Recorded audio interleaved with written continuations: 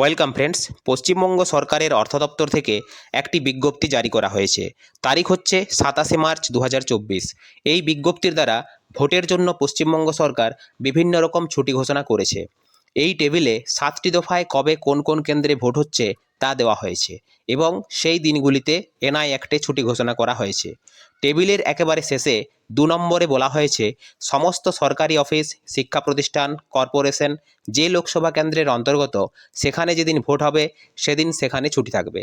3 নম্বরে বলা হয়েছে লেবার ডিপার্টমেন্ট থেকে উপযুক্ত নির্দেশিকা জারি করা হবে যাতে সমস্ত দোকান, ব্যবসায়িক প্রতিষ্ঠানের কর্মচারীরা ভোটের দিন পেড হলিডে অর্থাৎ সবেতন ছুটি পান।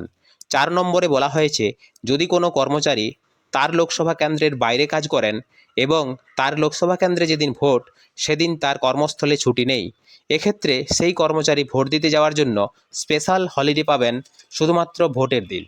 5 নম্বরে বলা হয়েছে যদি কোনো জায়গায় রিপোল বা পুনর্নির্বাচন হয় তাহলে পুনর্নির্বাচনের দিনেও 3 নম্বর ও 4 নম্বর প্যারা অনুযায়ী কর্মচারীরা ভোটের জন্য ছুটি পাবেন। 6 নম্বরে বলা হয়েছে ভোটের আগের দিন অর্থাৎ P-1 ডেতে ওই লোকসভা কেন্দ্রের অন্তর্গত শিক্ষা প্রতিষ্ঠান, সরকারি অফিসগুলি লোকাল হলিডে হিসাবে বন্ধ থাকবে। 7 নম্বরে বলা হয়েছে ভোটের তারিখগুলিতে ভোট প্রক্রিয়া যদি লেট নাইট পর্যন্ত চলে এবং ভোটকর্মীরা ডিসিআরসি থেকে রাত 12টার পর যদি রিলিজ পায় তবে ভোটের পরের দিন তাদেরকে অফিস বা কর্মস্থলে যেতে হবে না, এক্ষেত্রে তারা একটি স্পেশাল লিভ পাবেন। ভোটের জন্য বিভিন্ন রকম ছুটি ঘোষণা করে এই বিজ্ঞপ্তিটি জারি করা হয়েছে পশ্চিমবঙ্গ সরকারের পক্ষ থেকে। আমি আপনাদের সঙ্গে শেয়ার করলাম। ধন্যবাদ।